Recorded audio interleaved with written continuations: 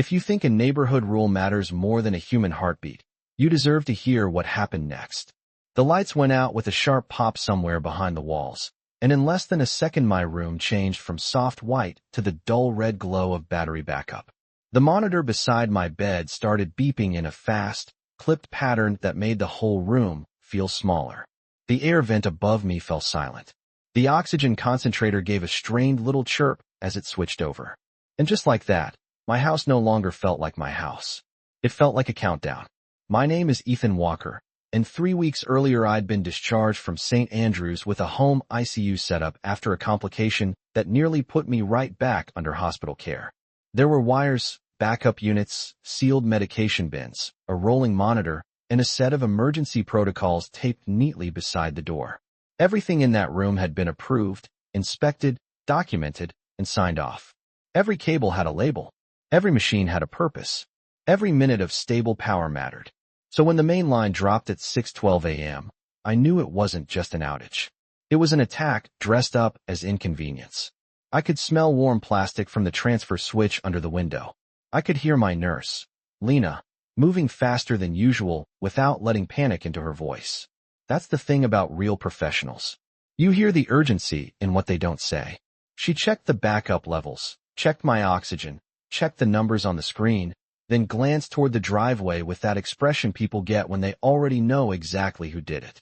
I turned my head just enough to see through the side window, past the edge of the curtain, and there she was. Deborah Pierce. Perfect blonde bob, pale pink sweater set, arms folded like she was posing for a brochure about gated cruelty. She stood at the end of my driveway near the service box with that satisfied posture only certain HOA presidents ever master, like the world had finally arranged itself the way she always believed it should. Even from inside, through glass, I could read her mouth when she said it to the man beside her. Unauthorized setup. That's what she called my ICU room. Not temporary medical care. Not physician-ordered. Treatment. Not life-saving equipment. Unauthorized setup. My chest tightened, not from fear exactly, but from the cold, hard clarity of realizing she had waited for the exact moment she thought I was weakest. She hadn't come to talk. She hadn't come to negotiate. She had come to watch. Lena picked up her phone and said, very calm, very flat, "Initiate escalation now." That was when Deborah smiled. A small smile. The kind people wear when they think they've cornered somebody who can't stand up and walk outside to stop them. What she didn't know was that my paperwork had already moved through channels bigger than her little HOA clipboard kingdom, and somewhere beyond our quiet street, something with more horsepower than her ego had already been dispatched. Deborah had not always hated my house. She had hated what it represented. From the day the medical transport team rolled in the specialized bed, the portable oxygen system, and the backup battery tower, she started treating my recovery like it was some kind of insult to property values. I had lived in that neighborhood for 8 years. I paid my dues on time, kept my lawn trimmed to 2.5 inches, pressure washed my driveway every spring, and never once gave the HOA a reason to put my name on one of those smug little violation letters. But the second my life stopped looking neat from the curb, Deborah Pierce decided I had become a problem she was entitled to solve. The thing is, none of this had happened overnight. 2 weeks before the power cut, she had come to my front door holding a clipboard against her chest like it was a badge. I still remember the lemon perfume she wore and the way she smiled, without warmth as Lena stood behind me adjusting the blanket over my legs. Deborah said several neighbors had concerns about visible medical equipment, visiting nurses, and what she called an institutional appearance. Institutional. That was the word she used while standing in the entryway of a man trying to stay out of an actual institution. I told her everything inside my home had been ordered by my doctor, approved by my insurance, and inspected by the city. She did not care. She tilted her head and asked whether I had considered relocating my recovery to a more appropriate setting until I was well enough to resume normal residential presentation. I remember staring at her for a second because I honestly thought I had misheard her. Resume normal residential presentation. That was how she described surviving. After that, the letter started. First it was a notice about a temporary ramp near the side entrance. Then a complaint about the hum from the external backup unit. Then a warning that commercial vehicles, meaning visiting nurses and supply vans, were creating a pattern inconsistent with community standards. Every page looked polished and official, but the message was always the same. She wanted my illness hidden or gone. What Deborah did not understand was that I had stopped underestimating people like her a long time ago. I am the kind of man who keeps copies. Every notice went into a binder. Every phone call got logged with time and date. Every conversation at the door was captured on my camera system and backed up to the cloud. My attorney had already sent a formal response citing fair housing protections, medical accommodation law, and the city permits covering my home setup. My physician had written a letter so detailed it might as well have been engraved in stone. The electric utility had my file marked as medically essential service. The fire department had toured the room. The county had signed off. In other words, Deborah was not battling a sick man in a bed. She was picking a fight with documentation, procedure, and agencies that did not care about her little decorative bylaws. And now, as the red backup light washed over my ceiling and the monitor kept beeping beside me, I realized she had finally made the mistake people like her always make. She had confused patience with weakness, and she was about to learn the difference. By then the battery unit had settled into a grim rhythm, one sharp beep every few seconds, steady enough to get inside your head and stay there. The red backup light painted the ceiling in a color that did not belong in any home, and the silence from the dead air vent made everything feel too still, like the whole room was holding its breath with me. Lena moved from machine to machine with quick, precise hands, reading levels, checking connections, adjusting settings, never wasting a word. That calm was the only thing keeping the room from tipping into panic. Outside, I could hear low voices through the window glass, the soft scrape of loafers on concrete, the faint metallic tap from the service panel at the side of the house. Deborah was still out there. She had not just caused the problem. She had stayed to enjoy it. Lena glanced at the battery indicator and then at me. She did not smile this time. She just said, very quietly, "We are still within safe range." That was not comfort. That was math. I swallowed against the dryness in my throat and stared toward the window again.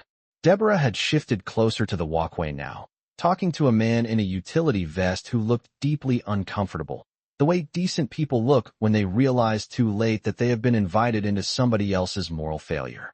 Deborah was pointing toward my house with that same clipped authority she used in every notice she sent, as if she could reduce a human being to a line item with enough confidence. I could not hear every word, but I caught enough. Non-compliant. Temporary. Neighborhood standards. She kept using words that made my condition sound decorative, optional, like I had installed all this for attention instead of survival. Then she looked up toward my window and saw me watching. And she smiled again. Not wide, not theatrical, just a tiny, satisfied curl at the edge of her mouth that said she believed she had already won. That was the moment something inside me went cold and clear. Not fear, not anger either. Something steadier than that. Recognition. I had seen this type of person before in business, in contracts, in disputes that started with a petty demand and ended with somebody discovering how expensive arrogance could become. Deborah believed power lived in appearance. In stationery, in bylaws printed on thick paper, in the performance of authority. She had no idea what real escalation looked like. Lena's phone buzzed once in her pocket. She pulled it out, read the screen, and for the first time since the outage started, her shoulders loosened. Just slightly, but enough for me to notice. "Good," she said. Only that one word. Good. Then she stepped to the front window, lifted one edge of the blind, and looked down the street. I heard it a second later, so faint at first I thought my mind was inventing it. A low diesel growl rolling somewhere beyond the cul-de-sac, deep and mechanical, too heavy to be a pickup, too steady to be ordinary traffic. Deborah heard it too. I saw her turn her head. The man beside her turned next. The sound got louder, and with it came a pulse of amber light flickering across the houses at the end of the block. Not flashing like an ambulance. Slower than that. Heavier. Intentional. Deborah took one small step back from my driveway, and that was the first moment all morning she did not look in control. Because what was coming was not a complaint, not a warning, and not a committee meeting. It was the kind of answer that arrives with a fuel tank, a work order, and absolutely no respect for HOA theater. The truck announced itself before it turned onto my street. I felt it first through the floor, a low vibration under the bed frame, then heard the diesel engine deepen as it came closer, big and deliberate, the sound of serious equipment moving with a purpose no HOA board could vote away. Amber work lights washed across my front windows in slow pulses, sliding over the walls of my room and catching the edge of the monitor screen in flashes of gold. Lena let the blind fall back into place and gave me a look I had not seen all morning. It was not relief exactly. It was confirmation. Outside, brakes hissed, heavy tires settled against the curb, and then came the solid metallic clank of outriggers and compartment doors opening. Deborah stood frozen in my driveway as a white generator truck, longer than an RV and marked with the electric utilities emergency response insignia, took over the entire visual center of the block. It did not just arrive. It replaced her. Men and women in reflective jackets stepped down with clipboards, headsets, and the kind of calm that comes from doing important work around frightened people without becoming part of the fear. One of them spoke into a radio, read my address, and confirmed medically essential service priority. Another unspooled thick black cable from the truck as if this had already been decided somewhere far above neighborhood politics. Deborah walked forward with both hands raised in protest, and even from inside I could tell she was trying to switch back into her usual register, the one that had always worked on landscapers, delivery drivers, and anyone else unlucky enough to get cornered by her sense of self-importance. But nobody mirrored her energy. Nobody argued. A gray-haired field supervisor glanced at her once, then looked past her to my service line and said, "Ma'am, please clear the work zone." That one sentence changed the shape of the morning. Deborah was no longer the authority figure narrating events. She was an obstruction being managed. Lena moved back to my bedside, checked the backup readings, then pressed 2 fingers lightly against my wrist as if to ground both of us in the same second. "Primary temporary restoration is being set now," she said. Her voice stayed even, but I caught the difference. She was no longer speaking in contingencies. The monitor kept beeping, the battery lights still glowed red, and the room still held that unsettling smell of hot electronics. But the panic had shifted outside. I could hear Deborah's tone rising through the glass now, thinner and sharper than before, trying to demand names, permits, authority, something she could grab and shrink down to the size of a rulebook. Instead, a second vehicle rolled up behind the generator truck, this one from the city, and then another unmarked sedan with dark blue plates. A man in a navy jacket stepped out holding a folder that was already open. He did not knock. He did not hesitate. He walked straight toward the work crew, showed identification, and pointed toward the side of my house where the shutoff had been handled. That was when Deborah took 2 slow steps backward. Her posture changed first, then her face. The confidence that had carried her through every letter, every warning, every smug appearance at my front door drained out of her in real time, because she was finally seeing what I had understood from the beginning. She had not picked a fight with a patient. She had triggered a response system, and systems this big do not care how important you feel in a clubhouse meeting. The first thing they restored was not comfort. It was control. I heard the generator outside settle into a deep, steady rumble, and then the transfer equipment at the side of the house clicked in a sequence so precise it sounded almost surgical. A second later the vent above me shuddered and pushed cool air back into the room. The monitor changed its tone. Not silent, not gentle, but stable. The red backup glow gave way to ordinary light, and for the first time since the outage began, the room looked like a place built for recovery instead of survival. Lena checked every line twice, then read off the numbers under her breath, as if she were reintroducing order to the world one measurement at a time. My pulse came down. My breathing eased. And outside my window, Deborah Pierce was learning what it felt like when the story stopped being hers. The field supervisor had established a perimeter with bright orange cones and yellow caution tape that cut across the edge of my driveway and extended farther than Deborah probably thought anyone had the right to go. She stood just beyond it with her hands stiff at her sides, still trying to insert herself into conversations that had already moved past her. One of the city officials, a woman in a dark jacket with a county badge clipped to her belt, was walking the side yard with a tablet in one hand and printed documents in the other. She paused at the service panel, took photographs, then compared the seal and meter numbers to something on her screen. Another man from the utility crew spoke into a radio and referenced a medically protected account status tied to my address. There was a tone in his voice I recognized immediately. Bureaucratic certainty. The kind that does not rise, does not waver, and does not care who has opinions. Deborah kept trying to frame herself as the responsible party, the concerned community representative, the woman bravely safeguarding standards. But the more she talked, the smaller she sounded. Through the glass I could not catch every sentence, but I caught enough. She said she was acting on neighborhood complaints. She said she believed the external equipment violated association covenants. She said she had every reason to assume the setup was temporary and unauthorized. Then the county official opened her folder and held up a sheet of paper long enough for Deborah to see the seal at the top. Even from bed, I recognized it. It was one of the accommodation notices my attorney had copied me on, the one confirming that all medically necessary modifications and support services at my property fell under protected access and could not be interfered with by private association policy. Deborah's face changed in small, telling stages. First confusion, then resistance, then that awful tightening around the mouth people get when they realize the document in someone else's hand matters more than every speech they rehearsed in their own head. Lena adjusted the blanket over me and said, "Your attorney is on speaker in 2 minutes." I turned my head toward her. "He is up already?" I asked. She gave me the faintest smile. He was up before Deborah was. That almost made me laugh, and the fact that I nearly laughed at all told me everything about how quickly the balance had shifted. Outside, the generator truck kept humming like a giant mechanical witness planted in the middle of our polished little subdivision. Curtains were moving now in neighboring houses. Front doors had cracked open. A man from 3 homes down stood in slippers at the edge of his lawn pretending not to stare. Deborah noticed that too, and you could see it land on her.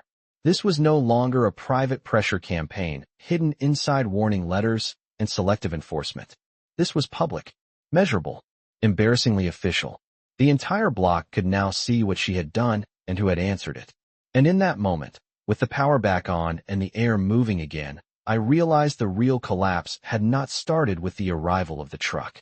It had started the instant the people with actual authority stopped asking Deborah what she thought. My attorney came through Lena's phone with the kind of voice that never wastes oxygen. Calm, measured, already 3 steps ahead. His name was Daniel Mercer, and he had the rare talent of making bad news sound organized for the other side. Lena set the phone on the table beside my bed so I could hear him clearly over the now steady hum of the restored system. He did not start by asking how I felt. He already knew. He started with facts. The county had confirmed interference with a medically protected residential setup. The utility company had documented an unauthorized disruption tied to a flagged essential service address. The city inspector on site was preparing an incident report, and the footage from my doorbell camera, side yard camera, and interior timestamp monitoring system had already been duplicated to 2 secure locations. Hearing him lay it out like that felt like watching a blueprint unroll across the morning. Every nasty letter Deborah had sent, every clipped voicemail, every self-important visit to my front door, none of it had disappeared into memory. It had all become evidence. Outside, the county official moved toward Deborah with a printed packet in hand, while a utility technician stood off to one side, waiting with the still patience of somebody who knows the next few minutes are not his problem. Deborah tried to keep her chin high. I could see that much through the window, but she was not performing confidence anymore. She was performing recovery. There is a difference. Confidence fills a space. Recovery keeps glancing around the room to see who still believes it. Daniel asked Lena to angle the phone slightly toward the window, and for a few seconds, all he did was listen. You could hear muted voices outside, paper shifting, a truck engine idling, one of the crew members calling out meter numbers. Then Daniel said, very quietly, "Good. They are preserving sequence." That sentence told me more than he probably meant it to. This was no longer just about getting my power back. It was about documenting exactly how it had been taken. Deborah reached for the packet the county official held out, but the woman did not let go immediately. She pointed to several sections on the top page, spoke for a full 10 seconds, then released it. Even from bed, I could see Deborah's eyes moving faster as she read. Her mouth parted once, then tightened. She turned as if she wanted to say something to the neighbors now watching from porches and half-open garages, but there was no audience left for her version of events. The generator truck had changed that. Nothing destroys petty authority faster than a larger machine backed by paperwork. Daniel began listing next steps in that same level tone. Formal complaint. Injunctive relief if needed. Preservation notice to the association. Demand for internal communications among board members. Review of whether Deborah had acted alone or encouraged a contractor to interfere. I lay there listening to each step click into place like another switch returning power to the house.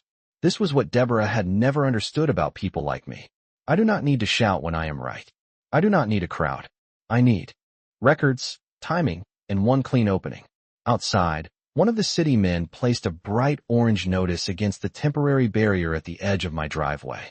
Deborah looked down at it, then up at my house, and for the first time all morning, she looked exactly what she was. Not a ruler of the neighborhood, not a guardian of standards, just a woman standing beside a mistake that had gotten too large to hide. By mid-morning, the whole neighborhood had stopped pretending this was just another HOA dispute.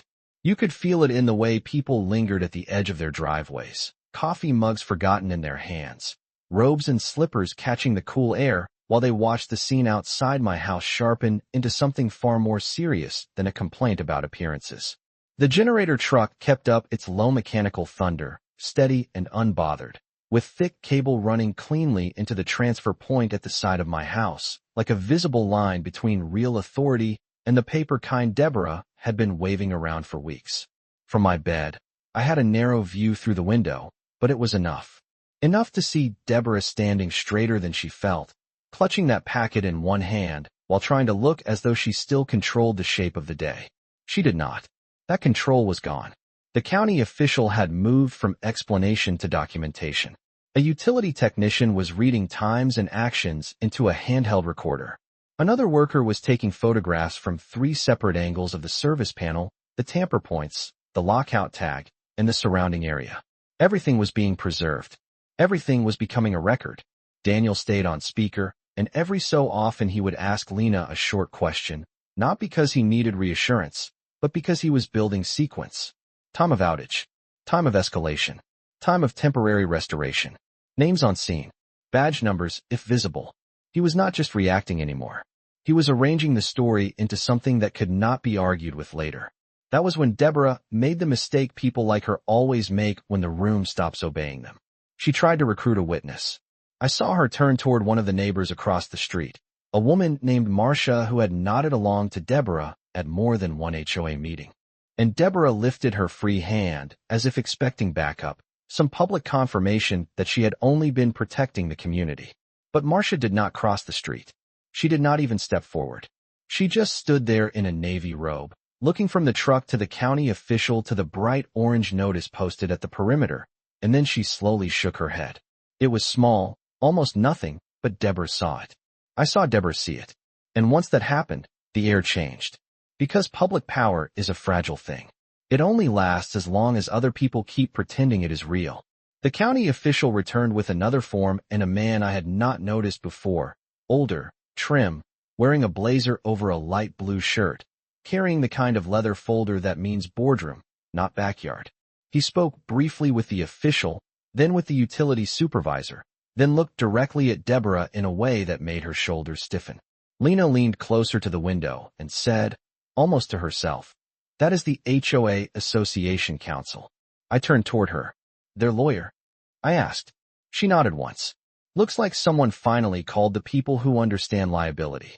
That landed hard, because it meant the board had figured out what Deborah still had not fully accepted. This had moved beyond enforcement and into exposure. Daniel heard that and gave the softest exhale on speaker. "Good," he said. "Once counsel is on site, they start protecting the association from Deborah, not Deborah from the consequences." Outside, the HOA lawyer did not touch her arm, did not guide her, did not do anything dramatic. He just stood close enough to speak privately, and whatever he said took the last of the color from her face. She looked toward my window then, maybe for the first time truly understanding that I was not trapped in that room the way she had imagined. I was connected, protected, documented. And while she had spent weeks trying to make my recovery look like a violation, the only thing the neighborhood saw now was a woman in pastel clothes standing beside a disaster of her own making.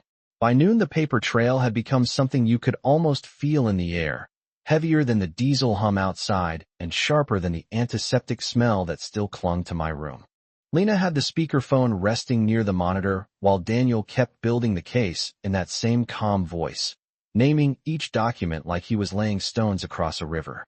Accommodation notice. Utility protection flag. Inspection approval. Camera timestamps. Prior correspondence from the association. It was not dramatic in the way movies teach people to expect, but that was exactly why it worked. Real trouble does not always arrive screaming. Sometimes it arrives in folders, with signatures and dates that do not care how loudly someone objects. Outside, the HOA counsel had taken Deborah a few steps away from the county official and the utility crew, but not far enough to hide her. The whole street could still see them. He held one hand low, speaking with the contained urgency of a man who had just realized he was standing in the middle of a liability event wearing loafers. Deborah kept trying to interrupt. I could tell that much from the sharp motions of her hand and the way she tipped her chin up between his sentences, but every time she did, he brought her right back down to the page in front of him. Then the county official approached again with another document, and this time Deborah did not reach for it right away. That hesitation told me more than anything she had said all morning. People delay touching paper when they already know it is bad news. Lena adjusted one of the lines at my bedside and glanced toward the window. They are making her acknowledge receipt, she said. Of what? I asked. Preliminary notice, site findings, and interference documentation, if I had to guess. There was no satisfaction in her voice, just professional clarity, but I felt something settle in me anyway. The same woman who had tried to reduce my recovery to an eyesore was now being reduced to facts. That was the reversal. Not revenge through chaos. Justice through sequence. A few houses down, more neighbors had drifted outside under the excuse of checking mail or watering plants that did not need watering. Their faces were doing that careful suburban thing where everyone tries to look neutral while absorbing every detail. But neutrality has limits when a generator truck is idling in front of one house and a county official is handing forms to the head of the HOA. The neighborhood had spent years treating Deborah like a weather pattern that could not be changed. Now they were watching the forecast break. Daniel asked Lena to read the time posted on the monitor and compare it to the restoration log. She did, and he repeated both times out loud for the record. Then he said something that stayed with me. Good. The gap is narrow, but it exists, and that is all liability ever needs. I closed my eyes for a second and listened to the room. Cool air moving through the vent. The steady power tone from the equipment. The far-off murmur of official voices outside. It hit me then that Deborah's real mistake had not been cruelty alone. It had been timing. She had chosen the one circumstance where every agency involved was already primed to act fast, preserve records, and take interference seriously. She had not just broken decorum. She had stepped into a system designed for emergencies and announced herself as the problem. When I opened my eyes again, I saw the county official point toward the side yard cameras, then toward the front doorbell unit. The utility supervisor nodded. One of the city workers wrote something on a clipboard, and Deborah, standing there in her pale sweater with her mouth set tight and her posture finally stripped of ceremony, looked less like the ruler of a neighborhood and more like a woman discovering that every ugly little thing she had said and done had been waiting patiently for daylight. By the time the sun had climbed high enough to bleach the tops of the maple trees on our street, the whole morning felt sealed in glass, clear and undeniable. My room was stable again. The monitor had settled into its clean, even rhythm. Cool air moved steadily from the vent above me, carrying away the stale heat and that faint burnt plastic edge left over from the force switch to backup. Outside, the generator truck kept humming like a second heartbeat for the house, deep and unshaken, its amber lights still turning slowly enough to paint the driveway, the mailbox, even Deborah's shoes in a dull gold pulse that made the whole scene look like evidence. Lena stood at my bedside updating numbers on her tablet, quiet and efficient, and every so often she glanced toward the window with the same expression people wear when a storm has passed and all. That remains as cleanup. Daniel was still on speaker, but now his voice had shifted from urgent coordination to measured aftermath. He was talking about preservation notices, board communications, insurance exposure, and emergency injunctive options if the association tried anything further. In other words, he was doing what Deborah had never expected anyone to do. He was treating her little power play as what it actually was, a documented act with consequences. Outside, the HOA counsel was no longer trying to coach her. He was managing distance. Even from bed I could tell. He had stepped half a pace away, folder tucked against his side, the posture of a man already thinking about how to separate an organization from the person who had just dragged it into trouble. The county official handed Deborah one final sheet, and this time Deborah took it without argument. She did not look up right away. She just stared at the page while the neighborhood stared at her. That was the one thing she felt most. Not the legal language. Not the county seal. Not even the utility crews treating her like background noise. It was the silence from the people who used to nod when she spoke. The same neighbors who once let her behave like the gatekeeper of the subdivision were now watching her stand on the wrong side of caution tape with a packet in her hand and no power left to perform. A few of them looked embarrassed. A few looked fascinated. One or two looked almost relieved. Because when someone like Deborah finally overreaches in public, everyone who has been quietly enduring her sees the same thing at once. She was never untouchable, only unchallenged. Lena finished her notes, set the tablet down, and checked my oxygen one last time before giving me the smallest nod. "You are steady," she said. Steady. That was the word I had been waiting for all day. Not safe for the moment. Not improving. Steady. I turned my head toward the window again and watched Deborah fold the papers once, then twice. As if making them smaller might make the morning smaller too. It did not. The truck was still there. The city vehicles were still there. The county official was still there. The cameras were still mounted where they had always been, quietly holding the truth. And my house, the one she had tried to turn into a violation, was still standing with power flowing into it under full public view. That was the final lesson of it all. Deborah had believed control came from notices, meetings, and the confidence to speak like she owned the block. But real power looked nothing like that. Real power showed up with permits, logs, backup systems, attorneys, utility crews, and people who did not need to raise their voices because the facts were already doing the work for them. I lay there listening to the generator outside, that deep diesel rhythm rolling through the afternoon like a mechanical promise, and I realized it was the perfect sound for the end of the story. Not loud in the way anger is loud. Not dramatic in the way fear is dramatic. Just steady, certain, and impossible to ignore. Deborah came to my driveway that morning thinking she could shut my world down and watch me disappear behind her rules. Instead, she got to stand there while the entire neighborhood watched a bigger system arrive, restore what mattered, and reduce her authority to a stack of papers in her hands. And as the light settled warm across my room and the machines around me kept running exactly as they should, I understood something with complete clarity. Justice does not always slam the door. Sometimes it just turns the power back on and lets everyone see who is standing in the dark.